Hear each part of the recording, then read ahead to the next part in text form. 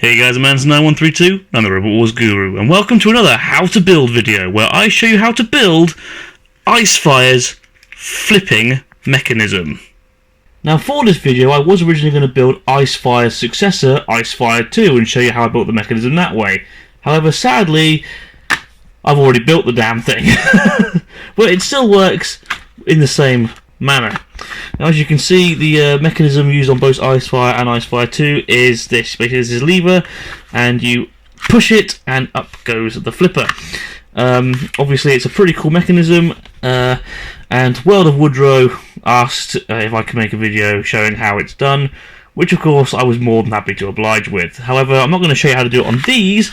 I'm instead going to be showing you how to do it on a new build I'm building for Rebirth 4, which is going to be called Queen of Chaos.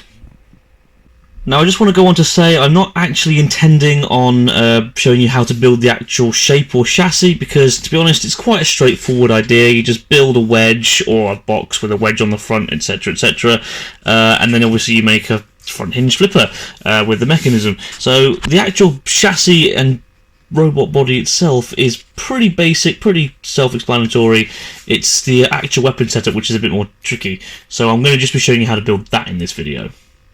And there are actually two ways you can do this flipper as well. You can either do it so it's like Icefire and Icefire 2, where basically the flipper sort of molds into the top panel, or you can do it like what Queen of Chaos is going to have, which is basically the whole top panel is the flipper.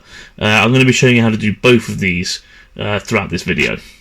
But just before I get onto that, I just want to show you the basic idea of Queen of Chaos. So as you can see, this is a playing card. It's actually a Queen of Clubs playing card. I didn't draw it, I'm not that good at drawing.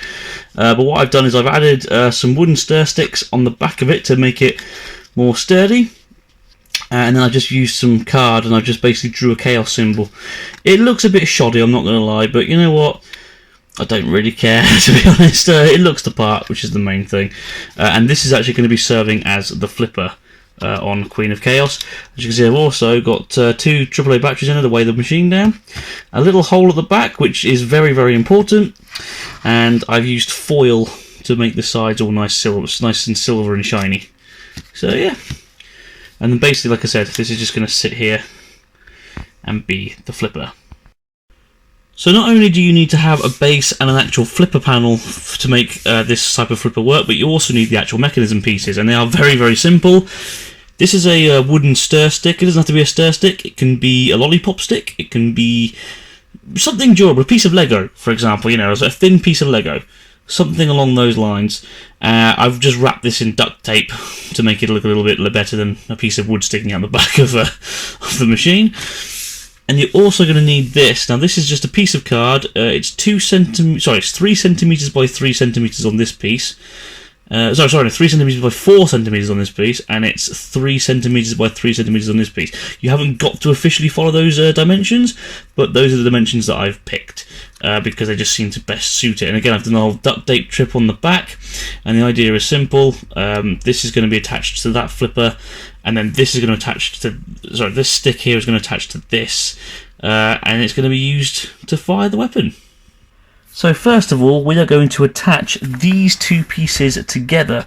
Now how this is going to be done is I'm going to take the smaller piece of this piece of card, and I'm going to stick it using sellotape to this bit of the flipper. And again, now this bit, the edges have to line up. So that's what I'm going to do. So I'm going to stick it, like I said, on there so the edges line up, but I'm only sticking the little bit. This bit needs to be able to bend and be free. And now as you can see, this bit is stuck securely to the flipper, and this bit is able to move freely, which is exactly what you want to be able to happen on this mechanism. Now we're going to attach this bit to this bit, and you want to try and get it so it's about as central in there as possible. If it's over here, obviously it won't line up properly, so like I said, you really want to make sure that this is in line in this with the center. And there we go. So now that's, like I said, that's all taped on there nicely, and that's all free moving. Now we need to attach the flipper to the robot chassis. And the best way to do that is like any other flipper that you're attaching this way. Basically, you need to stick it to the basically so the edge is in line with the edge piece here on this side, and then after you've done that, you then need to move it forward and sellotape it on the other side as well. This just makes sure that it's nice and secure, make sure that it doesn't come loose, and make sure it doesn't wiggle around too much either. And as you can see, it's attached both sides, which means, like I said, it doesn't wiggle around too much and it's nice and sturdy. Now, remember I said about this small hole in the back? Well, what we're now going to do is just basically try and push the stir stick through the hole, which we've done there. There we go. And now that should fire. Annoyingly, it's raising it off the ground a little bit, so I will have to trim that down, but once I've trimmed it down, we can then test it in action. So not only did I trim a little bit of it off, but I also made the hole at the back a little bit taller, and now I've done that, as you can see, it just works really, really well. It's no longer beaching the rope off the floor, and it just throws them, hopefully. And we're going to test it on the old ice fire, because why not? Oop, hang on, get on there, you. Oops. God's sakes, here we go. Under pressure on camera. There we go, that's a bit better. It's got a good bit of launch behind it. It's not the most powerful, I'll admit, but gets the job done, I guess.